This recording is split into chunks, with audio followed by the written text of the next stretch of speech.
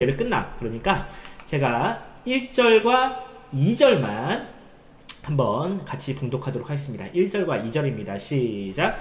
여호와의 손이 짧아 구원하시지 못하심도 아니요 귀가 둔하여 듣지 못하심도 아니라 오직 너희 죄악이 너희의 하나님 사이를 갈라놓았고 너희 죄가 그의 얼굴을 가리어서 너희에게서 듣지 않으시게 함이니라. 아멘. 치읓은 애교로 봐주세요. 자, 그 다음에 9절도 있는데 이건 넘어가도록 할게요. 자, 이제 21장까지 내용이 어떤 내용인지 제가 한번 썰을 한번 풀어보도록 하겠습니다.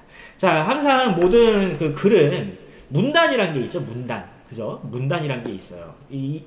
한 주제를 가지고 한 문단이 끝나면 또 새로운 주제, 조금 주제가 전환되면 새로운 문단으로 시작하듯이 성경도 그런 문단이 존재합니다. 우리가 이제 장절로 볼 때는 그 문단이 이제 잘 드러나진 않지만 곰곰이 읽어보면 이 내용들이 주제가 조금씩 바뀌는 내용을 보게 돼요. 자, 한번 보겠습니다. 1년, 첫 번째 문단에 해당되는 내용이 어떤 게 있느냐. 자, 봐라. 너희의 여호와의 손, 하나님의 능력이 부족해서 너희에게 기도 응답을 하지 못하시는 것이 아니다 라고 이야기를 먼저 하고 시작을 해요. 그러니까 무슨 뜻이냐면 그들에게 지금 그런 어떤 질문이 있어요? 분명히 어떤 질문이 있으니까 이사야가 이런 글을 쓸 거 아니에요. 어떤 질문이에요? 왜 하나님이 우리의 기도를 응답하지 않으시지? 라는 질문이 그들에게 있었던 거죠. 그러니까 이사야가 이런 얘기를 하는 거예요. 자, 그 문제의 원인이 하나님에게 있는 것이 아니다. 그러니까 너희는 지금 하나님이 바벨론 신보다 하나님이 능력이 없어서 우리 기도를 응답 못하시는 거 아닌가? 라고 오해를 하고 있는 그들에게 이사야는 지금 너희의 죄 때문이다. 2절 볼까요? 너희 죄악이 너희와 하나님 사이를 갈라놓았다. 그러니까 하나님의 문제가 아니라 너희의 문제다라고 얘기를 하는 거예요. 우리도 이제 항상 뭔가 이제 누군가와 갈등이 일어나면 내 문제를 먼저 찾기보다는 상대방의 문제를 먼저 이제 지적을 하고 이야기를 하려고 하는 편이잖아요. 사람은 원래 그래요. 부부싸움을 하든지 친구와 싸웠든지 내가 잘못한 거는 생각을 하니 항상 네가 먼저 잘못했어. 남편이 잘못했고 아내가 잘못했고 자식이 잘못했고 엄마 아빠가 잘못했고 다 그래. 예. 그들도 마찬가지였던 거예요. 근데 이제 그들의 문제가 뭐냐? 너희의 손에 피, 손가락 사이의 죄악, 입술에는 거짓말과 악취가 나기 때문이다 라고 이사야가 지적을 합니다. 두 번째 볼까요? 두 번째 문단에서는 이스라엘의 죄를 조금 더 구체적으로 적나라하게 이야기를 하기 시작을 하는데 볼까요? 너희는 서로 부당하게 고소고발을 한다. 진실하게 판결하는 사람도 없다. 거짓으로 고소하고 거짓말하고 죄악으로 불러오는 악을 행. 그러니까 그 나라 전반적으로 이 거짓말과 죄악이 가득했다라는 거예요. 이 거짓말을 하면 사법적인 어떤 판단을 해가지고 정당한 재판을 내려줘야 되는데 법정도 썩었어. 사법부도 썩은 거야. 이런 현상을 이제 이사야는 독사의 알과 또 거미의 거미줄에 빗대어서 이야기를 합니다. 이 내용은 이따가 좀 살펴보도록 할게요. 또 그들의 발, 아까 이제 손가락, 입 얘기했잖아. 이번엔 발. 그 발이 악을 행한다. 무지한 사람의 피를 흘리는데 빠르다. 전반적으로 다 악한 거야. 여러분 손, 발, 이게 온몸이 다 무너진 거지. 그래서 결론적으로 어떤 결과가 되었느냐? 그들은 평강의 길을 알지 못한다. 그들이 가는 그 길을 따라가면 그들에게도 그것을 따라가는 사람들에게도 평화가 없다. 여러분 평화가 뭡니까? 여러분들 이제 우리 교회부터 혹은 이제 신앙생활 오래 하다 보면 평화하면 이제 히브리어로 딱 나와야 되잖아. 예, 샬롬이라는 거죠. 샬롬. 여러분들 이 샬롬이 뭘까? 이따가 살펴보겠지만 샬롬은 모든 관계가 제자리에 있는 상태를 샬롬이라 그래요. 난 행복해 해서 샬롬이 아닙니다. 샬롬이 뭐냐면 상대방과 나와의 관계가 원만한 상태를 샬롬이라 그래요. 그러니까 하나님과 우리의 샬롬이 어떻게 이루어져요? 하나님과 우리가 거리낌이 없이 서로를 사랑할 때 샬롬이 되는 거예요. 대인과 이웃과의 관계, 인격적인 관계도 역시 마찬가지로 샬롬 할 때는 너와 내가 아무런 문제가 없다. 이거 우리가 자연과도 샬롬해야 돼요. 자연 만물과도 샬롬해야 돼요. 근데 이것이 지금 있는 상태예요? 없다는 거죠.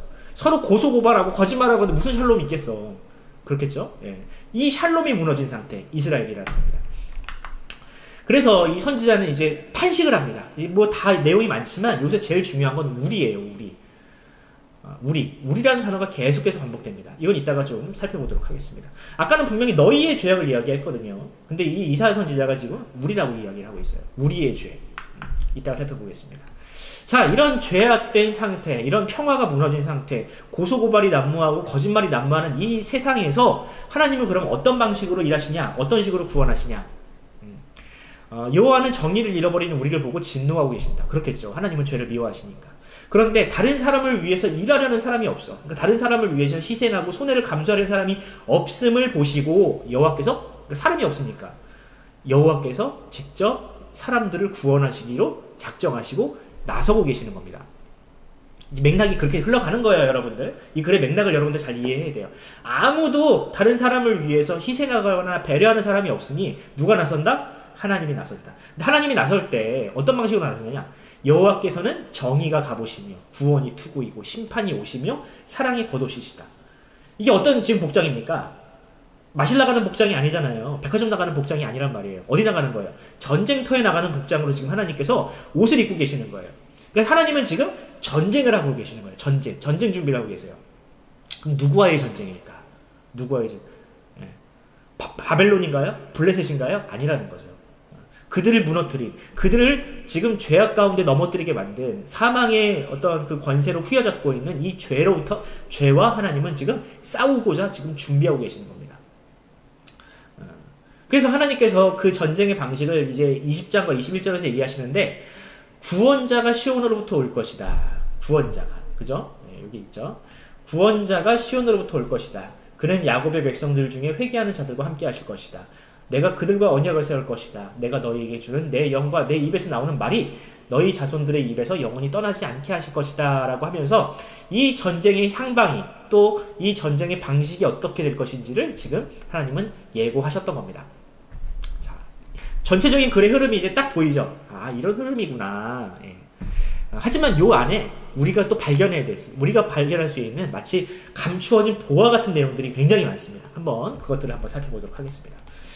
자, 한번 볼게요. 이사야서 59장을 우리가 묵상을 했는데, 지금 하나님께서 미워하시는 이스라엘의 죄악들, 그런 것들로 지금 고발이 가득합니다. 이사야가 고발을 하고 있어요.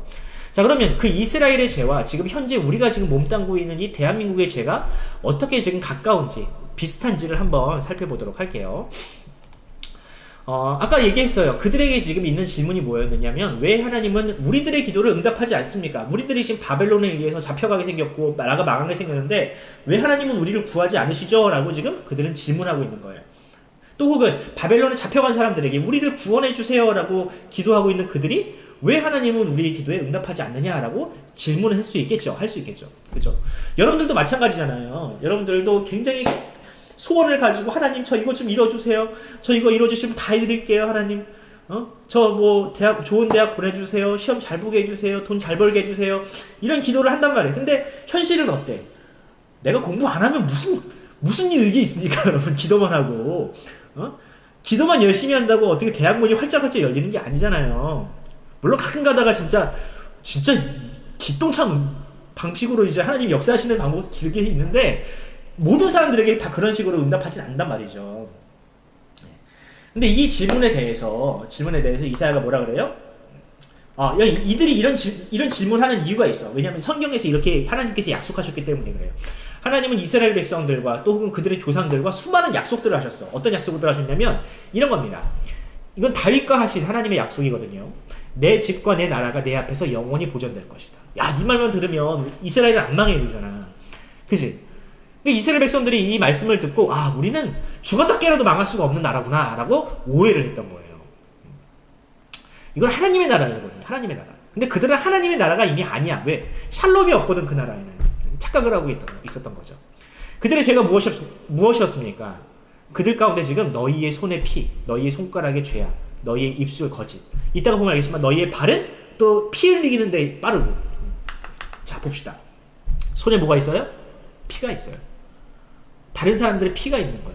폭력과 다른 사람들의 눈물을 나게 만든 사람들의 죄악이 그 손에 가득한 거예요.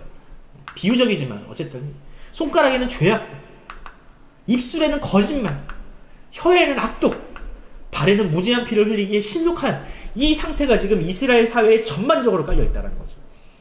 이것이 지금 손과 발에 이렇게 진짜 있다는 게 아니라 그들의 총체적인 몸, 활동이며 마음 상태며 모든 것이 다 뭐다? 죄다. 선한 구석이랑은 요만큼도 찾아볼 수 없는 그들의 상태를 지금 이사야 선지자는 이렇게 비유적으로 설명하고 있는 겁니다. 그뿐입니까? 그들 가운데 지금 독사의 알이 득실거려요. 독사의 알. 그러니까 독사도 무서운 존재인데 R은 뭐예요? 후대죠. 후대.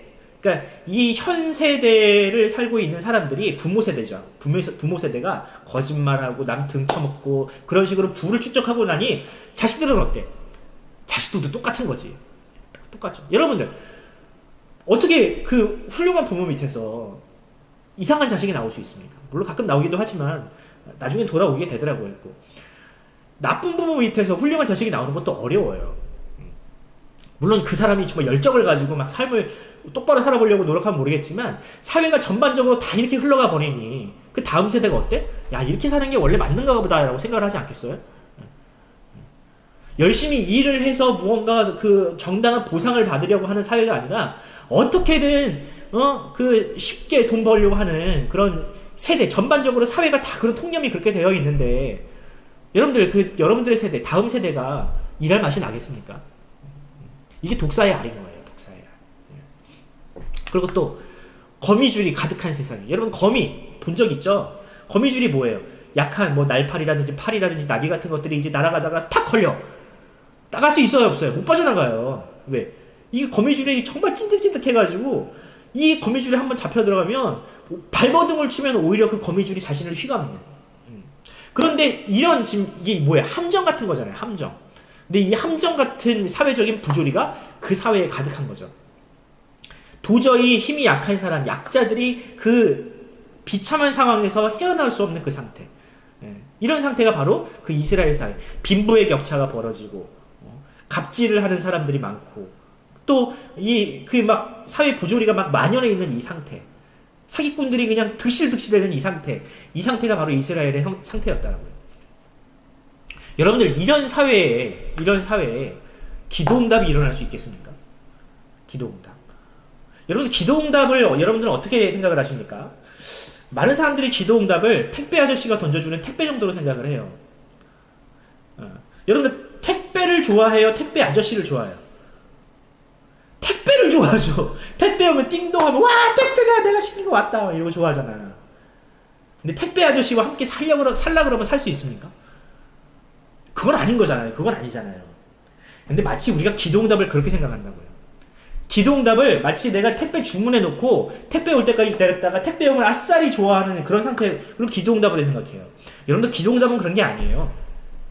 기도응답은 소위 말하면 그런 거예요. 그 택배 아저씨가 더 좋은 거예요. 그 택배 아저씨가 훨씬 더 좋아서 하나님을 죄송합니다. 택배 아저씨를 비유했지만 비유하자면 그런 거지. 그러니까 하나님이 너무 좋은 거지. 하나님을 너무 사랑하고 하나님과 함께 있는 것이 너무 즐거워서 하나님과 함께 거할 때 비로소 오는 것이 기도응답이라는 거예요. 마치 산타 할아버지랑 비슷한 거지. 산타가 주는 선물도 좋지만 산타 할아버지도 사랑하잖아. 네. 택배 아저씨와 산타 할아버지의 차이라고 할까? 그러니까 우리가 하나님을 너무 사랑해서 하나님과 함께 있기를 기뻐해서 하나님이 미워하시는 죄를 멀리하고 그 하나님이 나와 함께 하심으로 말미암아 그로 말미암아 우리가 형통해지는 것. 여러분들 이것이 기도응답입니다. 이게 기도응답. 하나님은 얘 그냥 야 택배 던져주시 야 기도응답 받아라 이렇게 하고 끝내시는 분이 아니에요. 그러니까 우리가 기도를 할 때는요 뭘 해주세요라고 기도하는 것도 좋지만 하나님 내가 하나님과 함께 동행하는 사람이 되게 해주세요 라고 하는 것이 훨씬 더 성경적인 기도라고 할 수 있는 거예요. 내 소원만 막 말하면서 하나님 왜 안 들어주세요 삐지고 이거는 성경적인 기도가 아니에요. 하나님과 영원히 함께하는 하나님과 함께하기를 기뻐하는 삶이야말로 신자가 기도해야 되는 정말 참된 기도 응답을 방식입니다. 자, 그런데 여러분들 개인적으로는 이런 죄를 저지를 수 있어요. 왜? 사람은 욕심이거든. 죄가 가득한 사람이거든. 자, 그런데 이것을 제어하는 그 시스템이 필요합니다. 시스템. 하나님은 그래서 사람의 죄를 아시기에 시스템을 만들도록 하나님께서는 그들에게 요구하셨어요. 그게 일종의 율법이거든요. 시스템이 필요합니다. 그 시스템은 사법부입니다. 사법부. 국가는 개인의 죄를 제어하고 억제하고 사람들이 이 죄로 말미암아 더 이상 피해를 당하지 않도록 사법부를 하나님께서는 정부와 사법부를 만들도록 입법부와 사법부를 만들도록 하나님께서 허용을 하셨어요. 이것이 뭐냐? 이게 공의와 정의예요. 사실은 여러분들 공의와 정의가 어려운 게 아닙니다. 이 말 성경에서 막 공의와 정의라고 써여 있는데 이게 무슨 뜻인지 여러분 정상적인 사회를 여러분들 생각하시면 돼요.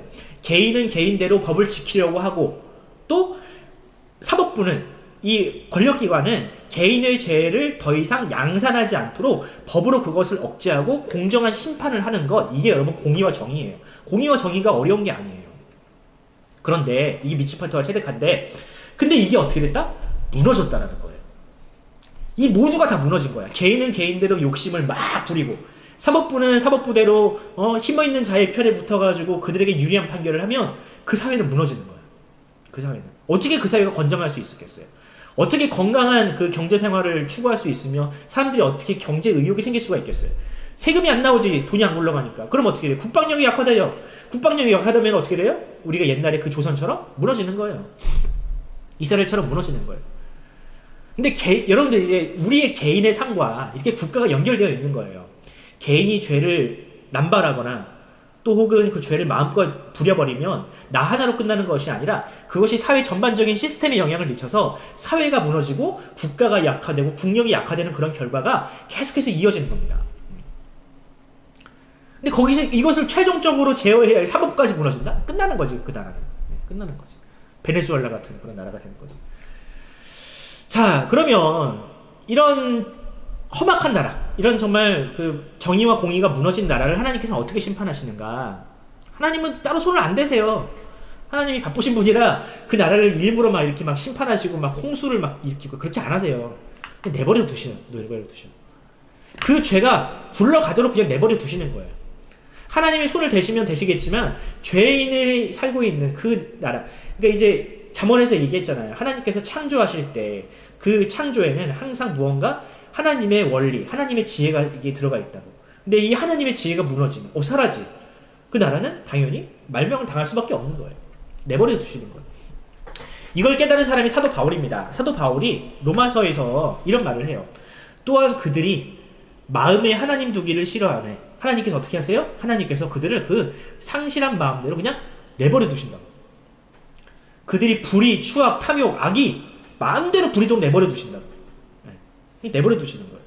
그들이 멸망을 당하도 그 죄가 스스로를 걸려 넘어지게 만들도록 내버려 두시는, 이게 제일 무서운 심판입니다. 여러분. 하나님께서 돌보지 않으시고 하나님께서 그를 되돌리지 않으시는 이 심판이야말로 하나님께서 주시는 가장 큰 심판입니다. 일부러 하나님이 막 하늘에서 벼락을 내리고 막 천둥 이렇게 안 하신다니까. 하나님은 내버려 두신다고. 오늘날 우리 사회를 봅시다. 오늘 우리 사회는 어때요? 그래도 우리나라는 그래도 민주주의 국가라서 다행이야. 여러분들 민주주의라는 게 굉장히 그 고차원적인 그 국가 시스템입니다. 여러분들 이제 사회를 배우잖아요. 한번 생각해 봅시다. 삼권분립이라고 하잖아요. 삼권분립. 어떤 게 있습니까? 국가에. 그 대통령을 필두로 하는 행정부가 있죠. 그리고 국회가 있어요. 국회는 뭐예요? 입법부입니다. 법을 정하는 곳이에요. 사법부, 그 법을 집행하는 곳이에요. 이 세 가지가 서로를 견제하잖아요. 대통령을 국민들이 싫다고 함부로 날릴 수가 없어. 어디에 허락을 받아야 돼요? 사법부의 허락을 받아야 돼요. 또 입법부에도 허락을 받아야 되는 거예요. 대통령 탄핵은 입법부에서 먼저 허락을 하고 사법부가 판결을 해야 되는 겁니다. 이게 삼권분립인 거예요. 삼권분립. 우리나라는 이 삼권분립이 이루어져서 서로를 그나마 견제하고 있어. 그런데 이 민주주의가 무너지는 가장 큰 원인은 뭐냐면 여기에 돈의 원리가 들어가면 민주주의가 무너져요. 돈의 원리. 근데 이 돈의 원리를 가장 지금 이 전 세계에서 가장 잘 보여주는 시스템이 뭐냐면은 뭐라 그럴까? 이즘이 뭐냐면 신자유주의라는 게 있어요. 신자유주의. 여러분들이 나중에 이제 좀 어른이 되거나 특히 이제 고3처럼 이제 논술을 준비해야 되는 친구들은 이 신자유주의를 꼭 알아야 돼요. 신자유주의가 뭡니까? 규제를 안 하는 거예요. 욕심이 가는 곳에 막지 않는 거예요. 사람의 욕심을 원동력 삼아서 나라를 발전시키고 돈을 불리는 것이 신자유주의의 목적입니다. 근데 이 욕심을 제어하지 않으면 이 사회가 어떻게 될까요? 빈부의 격차가 이만큼 벌어지겠지. 약자는 더 약해지고 강자는 더 강해지겠지. 이게 신자유주의 약점인데 마치 민주주의가 신자유주의와 동일하다고 생각하는 그런 착각들이 이 사회에 지금 만연해 있어요. 사법부는 어떤가? 이것을 제어해야 되는 사법부.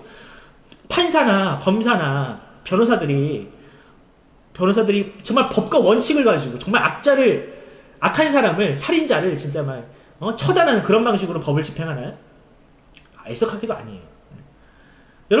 여러분들 뉴스 보면 알겠지만 똑같은 죄를 저질러도요, 돈 많은 사람이 좋은 변호사 썼으면 집행유예 나오고요, 힘없는 사람, 변호사를 쓸 수 없는 사람은요, 정말 그 징역형이 나오는 것이 이 나라의 현실이에요. 얼마 전에 그 죽은 공군에서 죽은 그 여군 중상과 하상가, 그 사람도 법의 정당한 심판을 요구했지만 그것이 받아들여지지 않음으로 인해서 정말 절망해가지고 자살을 한 거잖아요. 이 나라가 그래요, 지금 아직. 힘 있는 사람이, 돈 있는 사람이 법에 더 유리한 판결을 받고 더 보호를 받는 이런 사회가, 여러분, 우리나라만 그런 것도 아니고 역사적으로 늘 그래 왔어요. 자, 그래서 저는 교회가 희망이라는 말이 그래서 나오는구나라는 생각을 해요. 사법부도요, 행정부도요, 입법부도요, 다 사람이 만드는 곳이에요. 사람이 주물럭거리는 곳이에요. 사람의 욕심이 개입될 수밖에 없고요. 나중에 내가 정관예우 받아가지고 은퇴한 다음에 내가 돈을 많이 벌려면 이 정관예우 시장이 무너져서는 안 돼 라고 생각하면서 법을 굳게 만드는 사람들이 사법부에 득실득실하다고. 그래서 뭐가 필요하다? 교회가 필요하다. 교회는 어떤 곳입니까? 교회는 법 위에 있는 하나님을 믿는 곳이에요. 법을 집행하는 그 사람들 위에 하나님이 계시다는 것을 믿는 사람들입니다. 그래서 이 세상의 법과 정의보다 더 뛰어난 하나님의 공의와 정의로 살아가는 사람들이 어디에 있어야 돼요? 교회에 있어야 돼요. 그러므로 말미암아 그 죄를 일삼는 사람들, 또 이 법을 굽게 만드는 사람들 앞에서 봐라, 정의와 공의는 바로 이런 것이다. 우리가 살아가는 이 방식을 봐라. 하나님이 살아계시지 않느냐라고 하는 것을 보여줘야 하는 것이 바로 어디다? 교회. 그래서 교회가 희망이라는 거죠, 이 땅에. 하나님이 있음을, 하나님을 두려워하는 사람들이 많이 나올 수 있도록 이 사회를 깨끗하게, 정의롭게 만드는 것이 바로 교회가 되어야 합니다. 교회는 힘이 없지만 우리는 우리의 삶으로 이 하나님 나라의 원리와 공의와 정의를 보여줄 수 있어야 돼요. 그래서 이 교회에는요, 절대로 세상의 논리가 들어와서는 안 됩니다. 세상처럼 죄와 거짓과 또 욕심이, 또 사회적인 어떤 성공 지향주의가 이 교회에 들어와서는 안 돼요. 세상의 논리가 이 교회까지 침투해서 교회까지 먹어버리잖아요. 정말 이 세상에는 희망이 없는 거예요. 그래서 이스라엘이 망한 겁니다. 교회까지, 이 성전, 제사장 권력까지 다 돌에 물들고 타락해버리니까 그래서 이스라엘이 망한 거예요. 희망이 없거든. 우리나라도 한국교회가 희망이 되었으면 좋겠어요, 여러분. 바로 우리가 희망이 되었으면 좋겠어요. 우리의 어떤 건강한 삶, 우리의 어떤 공의와 정의를 추구하는 우리의 삶을 통해서 사람들이 죄를 깨닫고 하나님의 정의와 공의를 사모하는 그런 밑거름이 되었으면 참 좋겠습니다. 두 번째입니다. 또 나오네요. 네.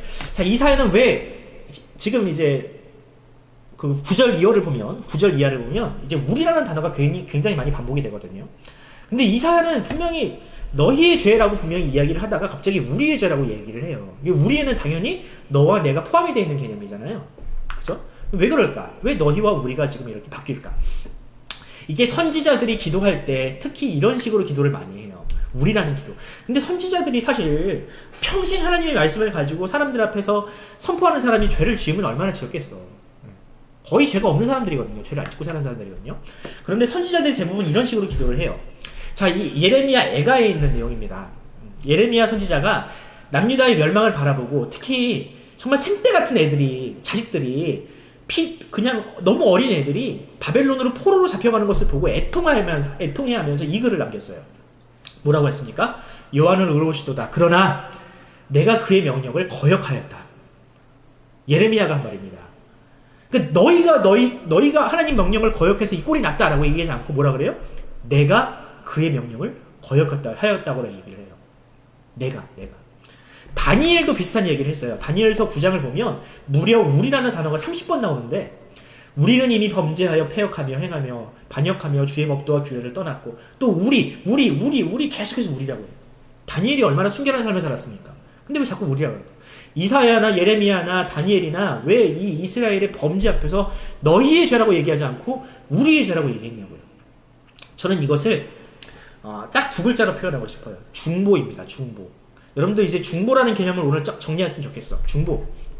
뭐냐면 그들은 너무나도 심각한 죄인이잖아. 그치? 근데 거기에다가 나를 집어넣는 거야. 비교적 깨끗한 하나님의 말씀을 순종하려 했던 나를 집어넣고 하나님, 우리가 잘못했습니다 라고 하면서 하나님 앞에 자신을 그 민족의 대표로서 하나님 앞에 기도하고 있는 거죠. 그러니까 하나님이 긍휼을 바라기에는 그들은 너무나도 큰 죄를 저질렀어. 근데 나는 상대적으로 그들보단 나으니까 하나님, 제가 먼저 잘못했습니다 라고 지금 하나님 앞에 먼저 고백을 하고 있는 거예요. 그럼 하나님이 나를 봐서라도 우리 민족을 심판하지 않지 않으실까, 지금 이 고난에서 우리를 건지지 않으실까라고 하는 그런 기도의 마음이 이 유리라는 단어에 포함되어 있는 겁니다. 이걸 이제 중보라고 하고요. 우리가 예전에 이제 이사야서 53장에도 봤듯이 이걸 대속이라고도 해요. 대속. 다른 사람을 위해서 자신을 내어 드리는 것.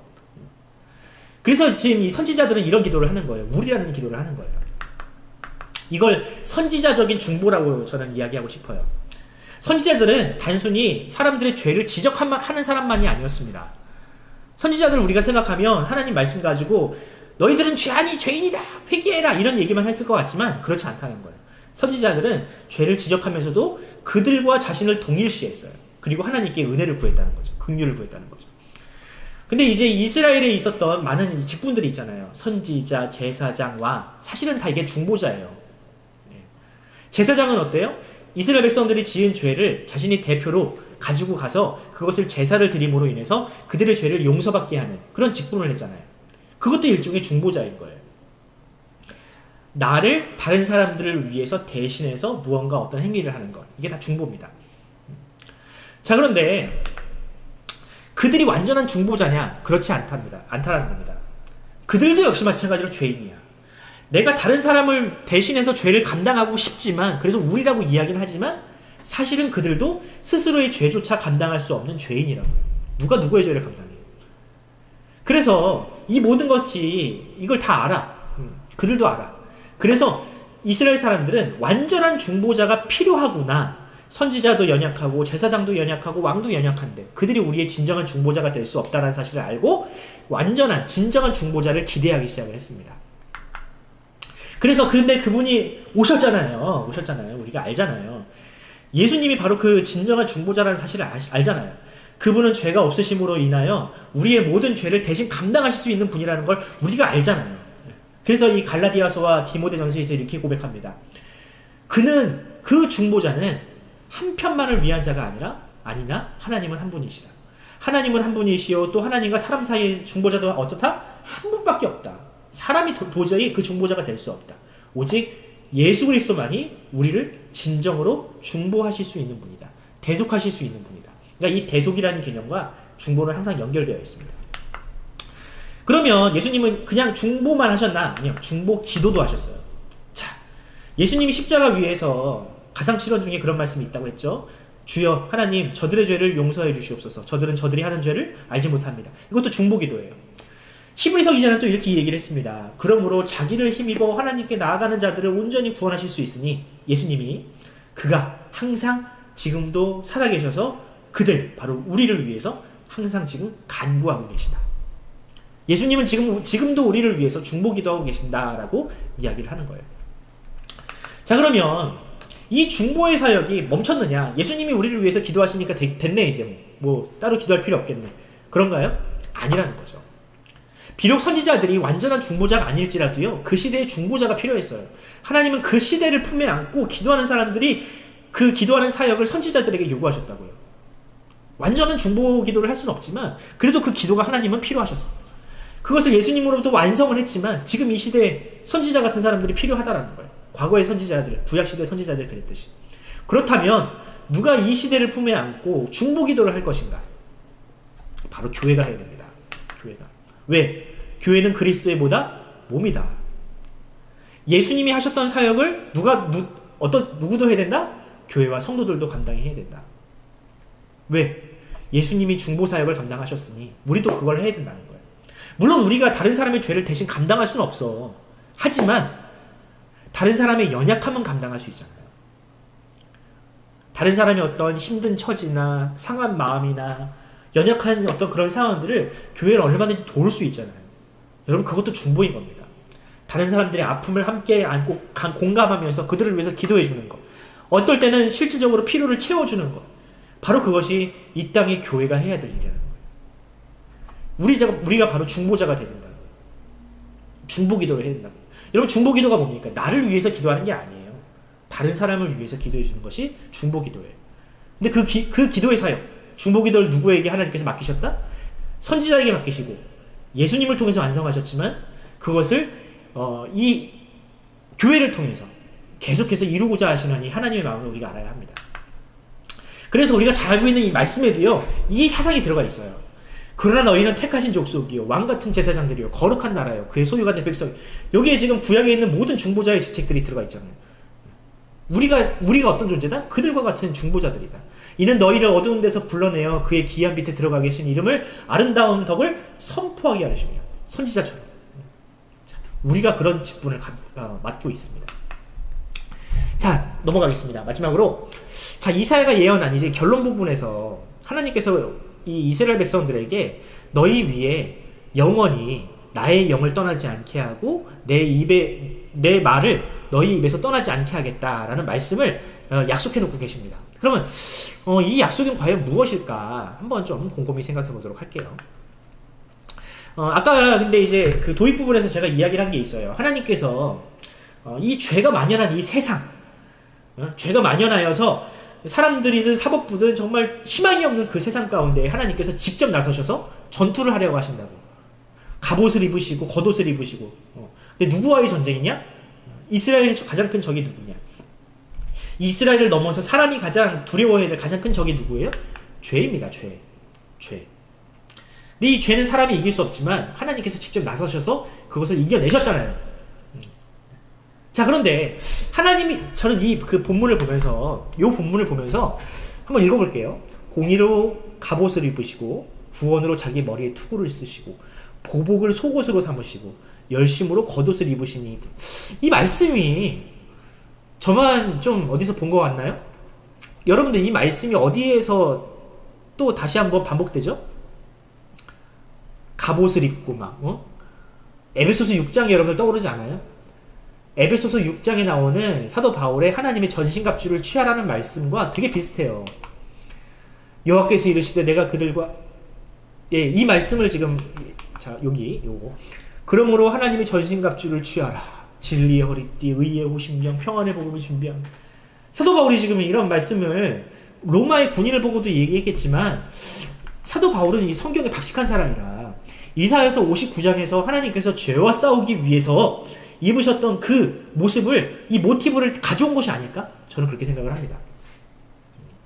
사도 바울은 이사야서 말씀을 가지고 하나님이 죄와 싸우시기 위해서 그렇게 무장하셨던 것처럼 우리도 하나님께서 주신 무기들을 가지고 우리도 무장해야 된다는 거예요. 너희들이 싸울 것은 바로 죄다. 하나님이 싸우셨듯이 너희도 싸워야 된다라고 지금 그들에게 독려하고 있는 겁니다. 근데 여기 보면 제가 파란색으로 표시해놨는데 성령의 검과 또 하나님의 말씀을 지금 공격 무기로 주고 있어요. 자, 그런데 이것도 역시 마찬가지로 이사야서에 등장을 해요. 볼까요? 하나님께서 뭐라고 하셨느냐? 여호와께서 이르시되 내가 그들과 나의 세운 언약은 이것이 내 위에 나의 영과 내 입에 둔 나의 말을 영원히 너에게서 떠나지 않게 할 것이다. 너에게 귀속시킬 것이다. 이렇게 약속을 하셨어요. 근데 이것이 그렇다면 과거에는 불가능했다는 얘기잖아요. 앞으로 너희에게 그렇게 될 것이다 라는 얘기는 뭐냐면 이전까지는 이것이 불가능했다라는 거예요. 하나님의 영이 우리에게서 계속 머물고 그 말씀이 우리를 지키는 것이 불가능했다고. 왜? 우리가 계속 얘기하잖아요. 하나님과 우리가 함께 하기 위해서는 어떤 문제가 해결돼야 돼요? 죄의 문제가 해결돼야 되는 거예요. 우리 안에 있는 이 죄의 문제가 해결되지 않으면 하나님은 우리와 동행하실 수가 없어. 그러니까 이 죄의 문제를 해결하시기 위해서 누가 나서신 거야? 하나님이 나서신 거죠. 그래서 이 죄를 때려 눕히고 파멸시킨 다음에, 파괴한 다음에 비로소 우리에게 하나님의 영과 하나님의 말씀을 주셨다는 거예요. 논리적으로 이게 흐름이 그렇게 되는 거죠. 그래서 우리가 어떤 걸 가지게 된 거예요? 우리가 그래서 성령의 검을 가지게 된 거예요. 말씀의 검을 가지게 된 거예요. 하나님이 십자가를 통해서 죄의 문제를 해결하시기에 이것이 우리에게 가능해졌다고요. 자, 이것이 역사적으로 성취된, 그것이 그냥 하신 말씀이 아니라 그것이 역사적으로 눈에 보여지는 현실이 된 사건이 있습니다. 볼까요? 오순절 성령 강림 사건이 그래요. 예수님께서 예루살렘에서 하늘로 승천하신 다음에 너희는 예루살렘에서 기다려라. 하나님께서 너에게 약속하신 것이 올 때까지 기다려라 라고 했잖아요. 그러고 나서 어떤 일이 일어납니까? 갑자기 성령이 그들 가운데 내려서 그들 머리 위에 하나님의 영이 가시적으로 나타나서 그들 머리 위에 머물고 그들이 갑자기 뭘 하게 됐다? 방언을 하게 됐다. 설교를 하고 하나님의 말씀을 선포하기 시작을 했어요. 이것이 그냥 신기한 일이네 라는 것이 아니라는 거예요. 과거 이사야서 59장에 예언되었던 하나님의 약속이 지금 이 땅 가운데 성취되는 사건이라는 거죠. 그대로 일어났어. 그대로. 이사야서 59장에 있었던 그 말씀. 너의 위에 나의 영이 떠나지 않을 것이다. 나의 말이 너의 입에서 떠나지 않을 것이다. 그 말씀이 지금 이렇게 이루어졌다고요. 그때뿐입니까? 아니요. 지금도 역시 마찬가지로 그 성령님은 지금 우리 가운데 계시고 우리와 함께 하시고 우리의 입술을 통해서 역사하신다고. 여러분 놀랍지 않습니까? 과거에는 어땠어? 그들의 입이 어땠어? 거짓말과 욕이 난무하고 악취가 나는 그런 입이었는데 그 입이 어떻게 됐다? 하나님의 거룩한 말씀이 흘러나가는 그런 거룩한 입술로 변화되게 됐다고요. 이것이 하나님께서 우리에게 주신 가장 큰 은혜입니다. 자, 하나님께서 이스라엘 백성들 다시 첫 번째 1절로 돌아가 볼게요. 그들이 뭐라고 했어요? 왜 하나님이 우리의 기도를 응답하지 않으시냐라고 지금 호소를 했다고요. 왜 하나님께서 우리에게 좋은 거 주시지 않느냐라고 그들에게 하나님께서 하나님 앞에 대거리를 했다고요. 결론은 근데 뭐예요? 하나님이 그들에게 가장 좋은 것을 예비하고 계세요. 하나님이 주시는 가장 좋은 게 뭐예요? 자기 자신이죠. 하나님 자신을 우리에게 주셨어요. 그의 영을 우리에게 주시고 그의 아들을 우리에게 주셨다고요. 그리고 무엇보다 하나님의 가장 큰 권능이 담긴 그분의 말씀을 우리에게 주셨다고요. 우리가 더 바랄 것이 무엇이겠습니까? 하나님은 우리에게 가장 좋은 거 주셨는데 왜 하나님 우리에게 좋은 거 주시지 않냐고, 왜 우리의 기도를 응답하시지 않냐고 우리가 더 이상 그렇게 얘기할 수 있겠습니까? 아니라는 거예요. 하나님은 우리에게 이미 다 주셨어요. 가장 좋은 거 주셨어요. 우리가 헛된 기도를 하고 잘못된 기도를 하니까 자꾸 응답 못 받았다고 얘기하는 거야. 아까 얘기했잖아요. 기도 응답이란 뭐다? 하나님과 그냥 함께 하는 거예요. 그걸 소망하는 거예요. 하나님과 동행함으로 형통함을 누리는 게 기도 응답의 방법이라고요. 우리는 하나님을 받은 사람입니다. 하나님의 영이 함께하는 사람이에요. 우리가 하나님으로부터 받은 가장 큰 축복은 그겁니다. 자, 말씀을 정리해 볼까요? 우리는 이 세대를 향해 보냄받은 선지자입니다, 여러분. 우리마저 죄와 불의에 침묵해버린다면 이 세상에는 희망이 없습니다. 이 세상은 지금 계속해서 갈등 구조예요. 아까 얘기했죠. 샬롬은 갈등이 없는 상태라고. 근데 이 세상은 어때? 남자와 여자가 갈등하죠. 옛날에는 남자 여자가 서로 좋아서 죽었는데 요즘에는 너무 미워서 죽어. 옛날에는 교회에서 교역자들이 스트레스를 받을 정도로 사귀고 사랑하고 그랬는데 그것도 이제 다 옛말이 됐어. 요즘에는 우리 청년부나 중고등부 안에서도 서로에 대해서 이성적인 호감을 가진 애들이 거의 없더라. 근데 이게 교회뿐만이 아니더라고. 보니까 세상도 그래, 지금. 남자와 여자가 서로 젠더 갈등을 일으켜가지고 싸우고 그것뿐입니까? 부모 세대와 자식 세대가 싸워요. 서로 가지려고. 그리고 또 사회는 양극화돼가지고 가진 자와 못 가진 자들이 지금 계속해서 갈등 구조. 이 사회는 샬롬이 없어요. 근데 여러분, 교회마저도 갈등 구조에 들어가면 안 된다는 거예요. 교회마저도 네가 잘했니 잘못했니 이러면 안 돼요. 교회마저도 세상 권력과 싸우려고 하면 안 되는 거예요. 그래요, 안 그래요? 여러분들 교회가 세상과 싸워서 이기겠습니까? 이길 수 있어요? 내 탓이요. 카톨릭에서 자주 하는 말인데 내 탓이요. 그냥 내가 져드리겠습니다 하는 게 제일 교회가 지켜야 하는 스탠스인 거예요. 굳이 세상이 싫어하고 미워하는데 우리가 뭔가를 하고 이거는 정부가 교회를 무너뜨리려는 속셈이다 해가지고 교회가 세상과 싸우는 모습을 세상에 보여주면 과연 교회가 되겠습니까? 교회마저도 그렇게 샬롬을 무너뜨리고 스스로가 갈등하는 존재로 세상 앞에 보여준다면 그게 교회입니까? 선지자는요, 다른 사람의 죄악까지도 품어주었던 사람이에요. 교회도 역시 마찬가지로 이 죄와 불의에 대해서는 싸우지만 이 세상에 정말 희망을 주는 희망의 신호탄을 날리는 그런 공동체가 되었으면 좋겠습니다. 두 번째, 하나님은 중보기도를 기뻐하세요. 중보기도를 기뻐하세요. 선지자들이 중보기할 때 예수님이 중보하셨던 것은 하나님께서 뜻하셨고 원하셨기 때문이에요. 그걸 기다리세요. 우리도 다른 사람을 위한 중보기도 또 혹은 그 중보의 삶을 살았으면 좋겠습니다. 중보자가 될 수는 없지. 우리가 누군가를 대속할 수는 없으니까. 하지만 다른 사람의 연약함을 끌어안을 수 있고 다른 사람과 함께 깊이 공감할 수 있고, 내가 할 수 없다면 하나님 앞에 저 사람 좀 도와주세요 하나님. 저 사람이 지금 연약하고 병들어 있고 아파하고 있어요. 나의 기도도 중요하지만 하나님 제 기도보다 저 사람의 기도, 저 사람의 안타까운 상황을 좀 더 돌봐주세요 라고 기도한다면 하나님은 그런 기도를 가장 기뻐하신다고요. 그래서 우리가 한번 1일 1일 중보를 해봅시다. 내 옆에 있는 사람, 나의 부모, 내 이웃, 내 친척, 우리 교회 뿐만 아니라 우리가 우리의 기도를 필요로 하는 모든 사람들을 위해서 우리가 한마디라도 기도할 수 있다면 하나님은 반드시 그 기도를 들어주실 겁니다. 세 번째, 아까 얘기했죠. 하나님이 주신 최고의 선물은 뭐다? 성령과 말씀입니다. 하나님은 우리에게 최고의 것을 주셨습니다. 우리가 하나님 앞에 더 달라고 욕심 부리는 것도 어찌 보면 우리 욕심인 거예요. 물론 정말 간절하면, 여러분 예수님도요 주기도문에서 일용할 양식을 위해서 기도하라고 하셨거든요. 다 일용할 양식인 거야. 나를 로또를 맞게 해달라거나 내가 노력하지도 않은 것을 나에게 달라고 하는 것은요 욕심입니다. 최소한 노력은 하고 달라고 하세요. 아셨죠? 우리가 이제 하나님 앞에 이렇게 이제 결론을 내봅시다. 이 사람이 누구냐면 스코틀랜드의 종교개혁자였던 존 낙스라는 사람입니다. 그 당시가 이제 여러분들 역사를 아는 친구들은 기억할지 모르겠지만 피에 메리라고 메리 여왕이라는 사람이 영국을 다스리던 시절이었어요. 정말 무수히 많은 그 순교자의 피를 흘리게 만들었던 이 메리 여왕마저도 두려워했던 사람. 그가 두려운 것이 아니라 그의 기도를 두려워했던, 그만큼 어마어마한 기도의 능력을 발휘했던 이 존 낙스라는 사람이 있는데, 메리 여왕이 그랬어. 유럽의 온 군대보다 존 낙스의 기도가 무섭다고. 그렇게 얘기할 정도로 기도의 사람. 이 사람이 뭐라고 얘기했느냐? 그 유명한 말을 이 사람이 했어요. 기도하는 한 사람이 기도 없는 한 민족보다 강하다. 이 말을 이제 존 낙스가 했습니다. 어떤 기도가 이 한 민족보다 강한 기도일까요?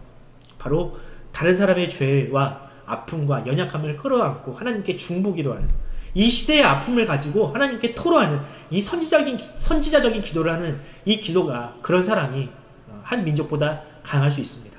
바라기는 우리가 그런 기도를 했으면 좋겠어요.